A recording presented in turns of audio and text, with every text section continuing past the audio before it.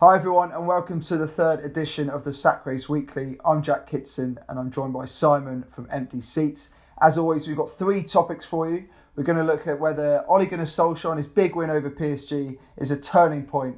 We've said that before.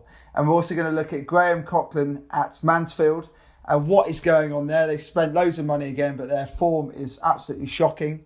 And finally, we're going to run through the Barnsley and Salford City manager markets. There's a few interesting movements in those, and also the latest movements in the next Premier League manager to leave market. But before we get underway, if you like our manager content, please do like and subscribe.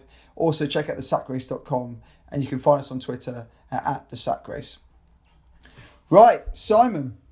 Solskjaer was previously the favourite for the sack. He's just got this incredible win against PSG. His tactics were absolutely spot on.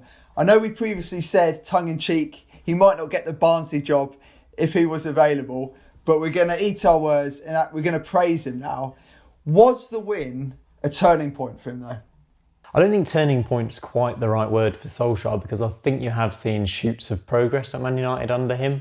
And for someone who has criticised him in the past, me and you yourself, Jack, I think we've got to give him credit for what he's done in recent weeks. I mean, that 6-1 against Spurs wasn't that long ago, and since then they've had two really good wins in the Premier League and the Champions League. That performance against PSG was probably their best of the season so far, obviously beating one of the top teams in Europe, Champions League finalists from last season. And Solskjaer's got a good squad at his disposal. Those attacking players are some of the best in the Premier League. Bruno Fernandes has taken them to another level. It's just that defence he needs to sort out. If he can do that, I think Man United will be onto a top 4 finish again. But it's difficult for Solskjaer, because what would you class as success for Man United at the moment? I don't think they're going to come near to the title again, but I think they probably should finish in the top 4. Will they win a cup? The FA Cup perhaps?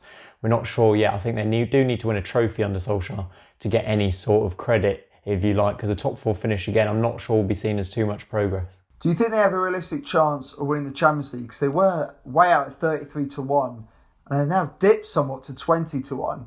Do you think it's a step too far, or do you think beating a team like PSG, who did reach the final, I know they've done it before in the knockout format, but surely this will give them confidence? It'll give them confidence, but I don't think they'll win the Champions League. I don't think it's outrageous to say that either. I think there's one team that looks standout in the world at the moment. It's Bayern Munich. Again, they are a massive win last night, and they just look so much better than everyone else. So I think if you're saying anyone other than Bayern Munich to win the Champions League, you're a bit nuts at the moment. If you look at their team, it's absolutely amazing compared to Manchester United, and I think they'd be very likely to win the Champions League again. Also, the other top teams around Europe, we've seen them struggle though, so Man United can reach that stages. I think Barcelona and Real Madrid look particularly weak this year. PSG look a bit shaky as well, so maybe one of the English sides can reach the final. Could it be Man United? You touched on this before, but Solskjaer's got a little knack of winning games that you don't think he would. For instance, last season, he beat Pep Guardiola 3 times. He beat Lampard 3 times. He was the first manager to stop Jurgen Klopp's Liverpool juggernaut from winning. And he beat Jose Mourinho as well. This weekend, he plays Lampard. Lampard got the better of him in the FA Cup, of course, semis last season. Do you see Man United building on the PSG result and getting the win over Chelsea, or do you think Lampard will have the laugh in this one? It's very possible Solskjaer can beat Lampard. I mean, like you just mentioned, Solskjaer seems to perform best against those big teams, against the teams that have most of the ball. I think this Man United team is set up to be very counter-attacking. Martial, Rashford, a huge amount of pace on the break. We've seen what they did to Pep Guardiola's team twice at the Etihad. It's absolutely remarkable what they did, and I'm not sure Chelsea will enjoy that much possession and be that dominant against them, but what they do have is quality on the break and quality going forward. It's just difficult in those home games against the West Broms, the Burnleys, the Crystal Palaces, as we've seen this year, that soak up the pressure and then hit them on the break. When Man United are expected to win and expected to be the dominant side, that's where they struggle this season. And finally on Solskjaer, who do you think will last long in a job? Solskjaer at Man United or Lampard at Chelsea? That is a great question. That's a really good question. I think Lampard's under more pressure with the signings they've made this summer. I think Solskjaer, obviously they've spent big again. I would say Solskjaer at Man United. Right, now on to Section 2. We're going to delve into League 2 at Mansfield Town to look what is going on there. Every summer they splash the cash. They're always one of the favourites for promotion, but it's just not quite worked out for them. At the moment they're managed by Graham Coughlan, who took over in December. but he's since only won 4 of his 25 games. That's a 16% win rate, which is absolutely rubbish. They're struggling down near the relegation zone. They haven't won since March, and they're already 11 points off the top 3. Simon, if you could pinpoint one thing, what is going wrong there?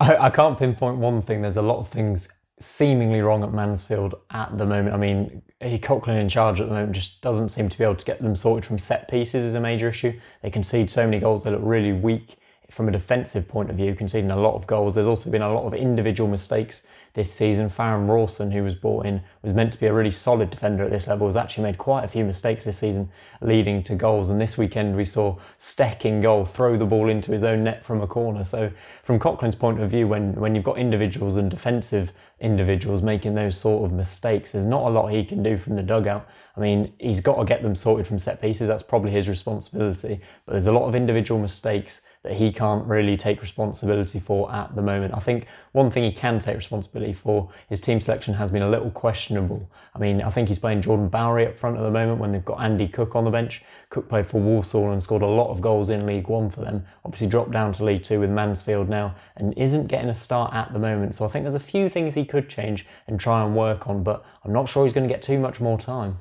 The length of a manager's tenure at Mansfield has got shorter and shorter over time. We saw Paul Cox, 175 games, Adam Murray, 103, Steve Evans was 76, David Flitcroft, 68, John Dempster, 28, and now Coughlan's on 25. Is his job in danger this weekend?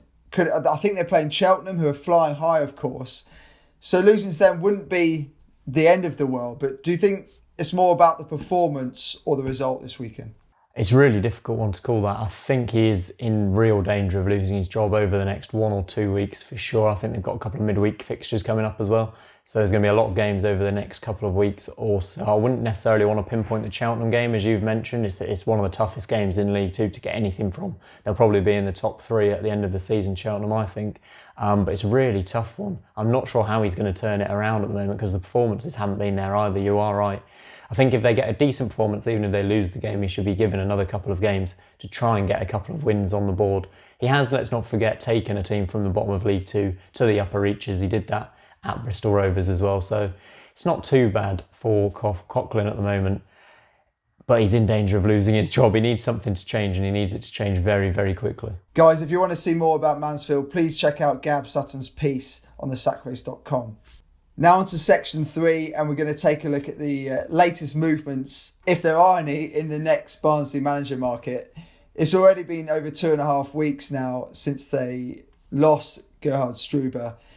It's going to look like it's going to be 6 weeks like last season. Hopefully we'll have a new Barnsley manager for Christmas, Jack. There you go, maybe. Fingers crossed. Fans will be hoping so. We've still got Darren Moore there at 5-2. Alex Zorniger at 5-2, who we spoke about on the last episode.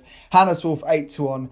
Danny Cowley 12-1. So nothing's really changed. But we have had a new guy come into the mix. Valerien Ismael, who, Simon, you may recall, played 13 games for Crystal Palace in the 1998 second half of the 1998 season. He's now 7-4, the favourite. There's an article on site if you want to read more about him. But his record in the dugout isn't great. He's had 4 permanent jobs. 3 of them, they've been 14 games, 17 games, and 1 game. He was sacked after 1 game over in Greece for falling out with the president. He did manage against Manchester United last season, though. He was in charge of Lask. They got thumped 5-0. He was sacked over lockdown, and then before the second leg even took place. They want a continental manager, you think, but do you think there's any chance of this happening? Or do you think they should just put all their eggs in one basket and go for former player Darren Moore? I mean, I think Darren Moore will be a great appointment. I think he's made quite a strong start to the season with Doncaster this time around. Obviously, he's been an incredible manager over his career so far as well, Moore. I mean, I think you're going to have to take the credit on Ismael here because I know pretty much nothing about him. Obviously, you mentioned his short tenures so far. That's not what Barnsley want after their recent 2 managers have left pretty quickly as well. So I think if you want any more information, go and check out the article on the sack race because I don't know too much about him. I'll have to do my research if he is appointed. Right, Simon, now on to Salford City, who of course sacked Graham Alexander recently. We've got Warren Joyce as the favourite at the moment. We've got Paul Cook in the mix, 5-2. We've got Roy Keane at 8-1. I think that dream's dying now. We've got Daniel Stendhal, the former Barnsley manager, of course, at 8-1. Danny Cowley's still in at 16-1. And Paul Scholes, he was out at 25-1, but he got a win over Southend the other day and is 16-1 now. So keep your eye on that one. But the big mover is Richie Wellens, the Swindon Town boss. He's now short as 2-1. Could he drop down a division from League One to League Two? Of course, he won promotion last season. Do you think he'd want to go back down? I would have normally said no, given the job he's done at Swindon in League One, doing okay at the moment. Not the best start this season, but you said a little bit of information which has tickled my fancy a bit, is that he's a Manchester-born lad. He played with the class of 92 growing up at Manchester United as a youngster, didn't quite break into the first team there, and he's actually played for Salford City in his career as well, so he would be coming back home. I don't know if he lives in the area as well, but that's a big thing for a manager, for anyone taking this job. But also it's a hell of a job, isn't it? As we mentioned last week, Salford City, he's probably going to get a pay rise as well, which in these times with the pandemic, obviously job security is very important. He could be tempted by a pay rise, and as I said last week when I mentioned the managers in the running, Salford shouldn't be in League Two come the end of the season. They should be getting promoted, and if they get Richie Wellens in, I think it's almost a certainty. He is a brilliant manager. Look what he did at Swindon, the way he's got them playing, the press. I think the class of 92 would love him. I think he would be the man to get Salford promoted, not just from League Two, but he could really have them challenging at the top of League One as well. And Simon, finally, we're just going to touch upon the next Premier League manager to leave market. We've got Scott Parker as the new favourite. He's still without a win. Slaven Bilic is around the 7-2 mark. Ole Gunnar Solskjaer's drifted to 4-1, although you can get him at 6-1 with Bet Victor at the moment. Frank Lampard, we spoke about him earlier. He's around the 10-1 mark. If he loses against Man United this weekend, will he be under pressure? No, not under pressure this weekend if he loses, but I do think if he loses a few more games over the next couple of weeks, I do think if they drop down to mid-table or the bottom half, which I don't think they will, I think Lampard's got a bit about him. I think they've got a decent squad as well at his disposal, so I don't think they are going to drop down to that bottom half almost and bring himself under that pressure. So I think Lampard will be fine for the majority of this season, but if they don't make top four, I think questions will be asked with the squad he's got, with the money they've spent this summer. It's interesting with Lampard, he's gone from this academy process, bringing in Tammy Abraham, Reece James, and I know some of those players are still involved with the squad, but then he's just been given millions and millions of pounds to spend to build this world-class squad, and obviously the pressure goes from pretty much nothing and the expectation to right up there. They've got to be in the top four this season, otherwise it's a huge failure, and questions are going to be asked. Obviously, as with Ole Gunnar Solskjaer, he's got that club legend status, hasn't he, which does buy you a bit of extra time, I think. So I don't think he'll be sacked anytime soon, not before Christmas, even if a few results don't go his way. But it could happen this season if they're in the bottom half. We've also seen Chris Wilder come in at 8-1.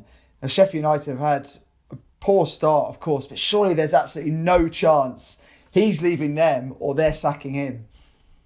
Yeah, I agree with you. I think that's a marriage made in heaven. He's taken them from League One to the Premier League. They finished, what was it, 8th or 9th last season. Remarkable achievement in their first season in the Premier League. And let's not forget, if you look at this Sheffield United squad on paper, it probably should be in the bottom half of the table, just avoiding relegation. They're not bottom, they're not had an awful start. I think they can do better, obviously. I think they will stay up in the end. I completely trust in Chris Wilder, as do every single one of the Sheffield United fans. So I don't think he's going anywhere, and I don't think there's too much pressure on him at the moment. Obviously, they need to get a few good results on the board to alleviate that a little bit. Who's favourite at the moment for the sack race in the Premier League, Jack? Scott Parker. Right, that's pretty expected, isn't it? Obviously, Fulham have had a pretty poor start, but are there any longer shots that are catching your eye a bit? We've touched on Lampard, of course. David Moyes, who was one of the favourites, many of our sack race writers predicted he'd be the first for the chop. He's now out at 20-1. You'd say people may be tempted by Steve Bruce, 25-1, but I would personally say he's almost unsackable at Newcastle. I don't think Mike Ashley's ever going to sack him. He's going to be there forever. So fasten your seatbelts, Newcastle fans. But no, he's obviously under a bit of pressure. They haven't totally warmed to him, so it's one to keep an eye on, but it just doesn't look possible, does it? Do you think he'd be sacked this season? Nah. I think he's doing a good job, to be fair. And as you mentioned, David Moyes is the one I picked to be sacked first, has done brilliantly in recent weeks. Some great results, and West Ham are playing some pretty good stuff, although I think they've got a bit of a tough run of fixtures coming up. But Moyes will be there, Bruce will be there, and it should be I'm going to say this, a Premier League season of relatively few sackings. Right, you watch them all storm in now. There's Brendan Rodgers actually at 33-1, who I didn't mention. They've lost a couple of games on the trot. Games you think they should have won against West Ham and against Aston Villa. Now, I don't think he's in danger of the sack at all, but he's 33-1 at the moment. So if you want a big price, he's the man for you. Right, Simon, as always, thank you for running through those 3 sections today, and I'll catch you next week. Absolute pleasure, Jack. See you next week.